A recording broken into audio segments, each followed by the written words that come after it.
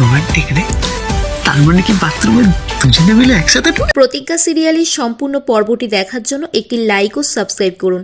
অভি ছুটিকে বলে, আমি পেছন ঘুরে আছি, আপনি চেঞ্জ করে নিন। ছুটি বলে, আপনি কিন্তু আমার উপর স্বামী সুলভ আচরণ করছেন, আপনি বাথরুমে গিয়ে বসে থাকুন। অভি বলে, এটা কি ধরনের অসভ্যতামি? ছুটি বাথরুমে বন্ধ করে দেয় অভিকে। অভি চিৎকার করে বকাবকি করে আর বলে, দরজা খুলুন বলছি। আপনার সাহস কি করে হয় মুখের ওপর দরজা বন্ধ করে দেওয়ার? আপনি আমাকে ক্যারেক্টারলেস প্রমাণ করতে চাইছেন নাকি? ছুটি বলে, হ্যাঁ, এতক্ষণে সত্যি কথাটা আপনি বলেছেন। চুপ করে দাঁড়ান, সময় মতো দরজা খুলবো আমি। ঠাম্মি অভির মাকে বলে, আমি তোমাকে এই শিখিয়েছি বড়দের অমান্য করতে?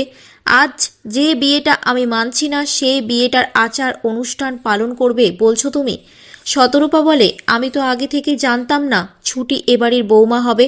ছুটিকে যখন আমার ছেলে বিয়ে করে এনেছে তখন তাকে আলাদা করে একটা সুযোগ দেওয়া উচিত, তাই না? আর আমার অভি ছুটিকে ভালোবাসে, এটা আপনি কেন বুঝতে চাইছেন না মা, বলুন তো?